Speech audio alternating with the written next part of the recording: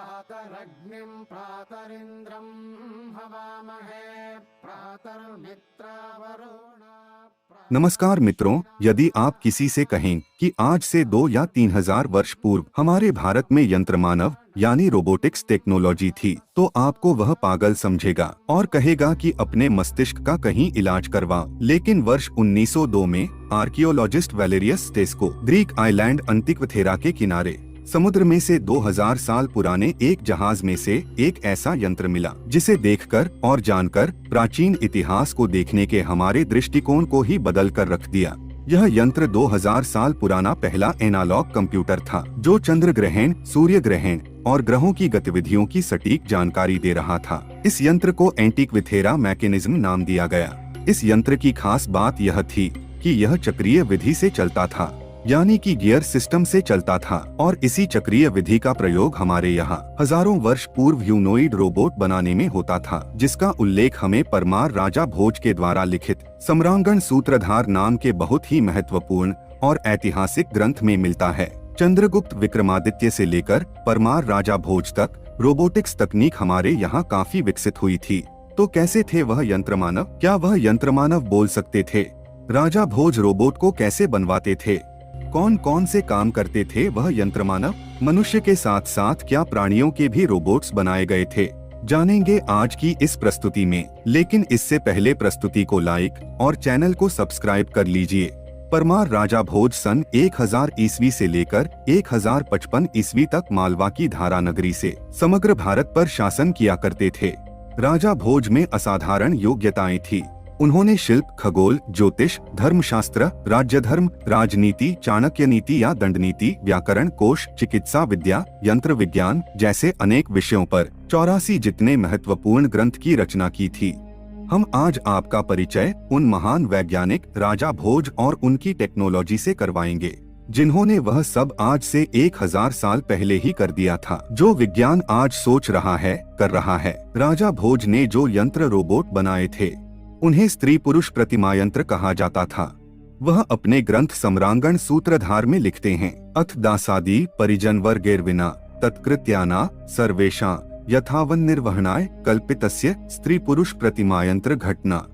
अर्थात अगर स्त्री घर में अकेली हो और उसके परिजन बाहर गए हो तो मानव द्वारा निर्मित यंत्र मानव उसकी रक्षा करें। राजा भोज ने उस समय ऐसे यंत्र मानव बनाए थे जो घर की स्त्रियों की रक्षा करते थे। आज के आधुनिक समय में अमेज़न कंपनी ने घर की निगरानी के लिए एस्ट्रो नाम का रोबोट बनाया है, जो घर की निगरानी तो कर सकता है लेकिन किसी के साथ लड़ नहीं सकता है। लेकिन प्राचीन समय में राजा भोज ने जो यंत्र मानव बनाए थे वे दुश्मनों से और चोरों से लड़ सकते थे और घर के स्त्रियों की रक्षा कर सकते थे। राजा भोज ने जो ह्यूमनॉइड रोबोट्स बनाए थे वह कैसे थे? तो राजा भोज लिखते हैं कि दृग्ग्रीवा तलहस्त प्रकोष्ठ बाहुरु हस्त शाखादि सच्छिद्र वपुरखिल तत्संधिषु खंडशो घटे। अर्थात ऐसे यंत्र मानव का निर्माण करे जिसमें आंख, गर्दन, तलहस्त, प्रकोष्ठ, बाह, उरु, हस्त शाखा अर्थात उंगलियां भी हो। इस प्रकार की देहयष्टि में यंत्र मानव को पूरे देहांतर्गत आवश्यक छिद्रों और अंगों की संधियों और विभिन्न खंडों की भी घड़ाई करनी चाहिए। तो राजा भोज ने जो यंत्र मानव बनाए थे वह पूर्णतया मनुष्य की तरह ही दिखते थे और उन रोबोट्स में मानव शरीर के सभी अंगों की रचना की गई थी। आज के आधुनिक समय में अमेका और सोफिया नाम के रोबोट्स बनाए गए हैं जो पूरी तरह से मानव शरीर से मेल खाते हैं। ऐसे ही रोबोट्स महान वैज्ञानिक राजा भोज ने भी बनाए थे। राजा भोज इन रोबोट्स को कैसे बनाते थे इस पर वह लिखते हैं कि शिलिष्ट कीलक विधिना दारुमय सृष्ट चर्मणा गुप्तम पुंसोस्थवा युवत्या रूपम कृत्वातिर्मणीयम रंध्रक्ते प्रत्यंग विधिना नाराचस्ते सूत्रे। अर्थात अंगों के संयोजन में प्रयुक्त कीले को बहुत ही चिकनाई वाला बनाए और सविधि लगाए। यह रचना काष्ठमय होगी किंतु उस पर चमड़ा मढ़कर नरनारीमय रूप दिया जाएगा। यह रूप अतीव रमणीय करना चाहिए। इस काया निर्माण के बाद उसके रंध्रों में जाने वाली शलाकाओं को सूत्रतः संयोजित किया जाना चाहिए। राजा भोज ने जो यंत्र मानव बनाए थे वह काष्ठमय यानी कि लकड़ी से बनाए जाते थे और अंगों के जोड़ों में किले लगाई जाती थी और उन्हें चिकना भी रखा जाता था और यंत्र मानव में कई तरह के चक्र लगाकर उसे ऑटोमेटिक बनाया जाता था। लकड़ी की इसी आंतरिक संरचना पर चमड़ा मढ़कर उसे स्त्री और पुरुष का रूप दिया जाता था और इसे बहुत ही सुंदर यानी कि मनुष्य की कार्बन कॉपी जैसा बनाया जाता था। आज के आधुनिक युग में कई तरह के मटेरियल और धातुएं उपलब्ध है जिससे रोबोट बनाने में काफी सुगमता प्राप्त है, लेकिन प्राचीन समय में कम संसाधनों में भी उच्च गुणवत्ता वाले रोबोट्स बनाए जाते थे जो हमें आश्चर्यचकित कर देता है। अब यह रोबोट्स कौन कौन से काम करते थे इसके बारे में सम्रांगण सूत्रधार में बताया गया है कि आदर्श प्रतिलोकन वीणावाद्यादि च करोति एवमन्यदपि चेद्दशमेतत् कर्म विस्मय विधायि विधत्ते जृंभितेन विधिना निस्बुद्धेः कृष्टमुक्त गुंचक्रवशें। अर्थात वह यंत्र मानव आने वालों को शीशा दिखाता है, वीणा आदि वाद्य बजाता है, ये सारे ही कार्य यंत्र ही पूरे करता है। इस प्रकार पूर्व में कहे हुए गुणों के वशीभूत होकर चक्रीय विधि के अनुसार संचालक की बुद्धि के अनुसार प्रदर्शन करने लगता है।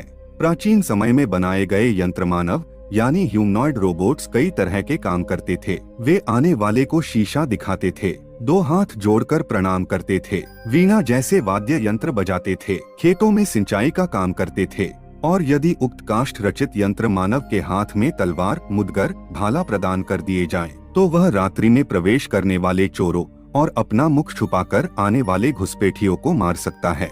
उस समय में बनाए गए यंत्र मानव इतने उन्नत थे कि युद्ध भी कर सकते थे। आज के समय में इजरायल ने टर्मिनेटर नाम के कुछ ऐसे रोबोट बनाए हैं जो सोल्जर का काम कर सकते हैं। इसी तरह के रोबोट का उल्लेख महाभारत और कालिदास रचित रघुवंश की मल्लिनाथ की टीका में भी उपलब्ध है।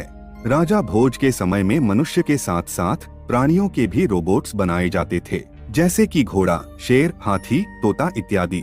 आज के समय में भी हमें कई तरह के प्राणियों के रोबोट्स देखने को मिलते हैं। इसके अतिरिक्त भी प्राचीन काल में कई तरह के यांत्रिक उपकरण बनाए जाते थे जो हाथों से भी चलाए जाते थे और कई तो स्वयं संचालित भी थे।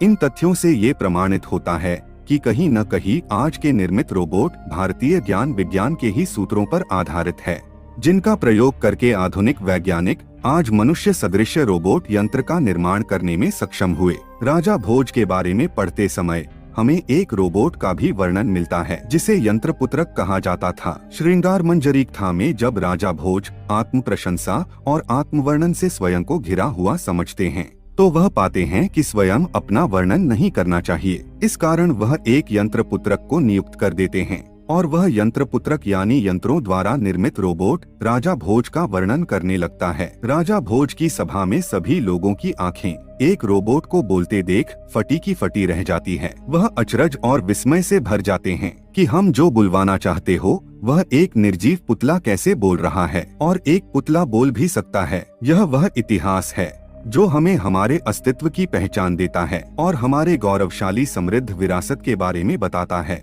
लेकिन महान वैज्ञानिक राजा भोज और चक्रवर्ती सम्राट चंद्रगुप्त विक्रमादित्य को किस्से कहानियों का हिस्सा बता दिया जाता है और इतिहास के नाम पर हर एक मुगल और अंग्रेजों के नाम के कसीदे पढ़ाए जाते हैं।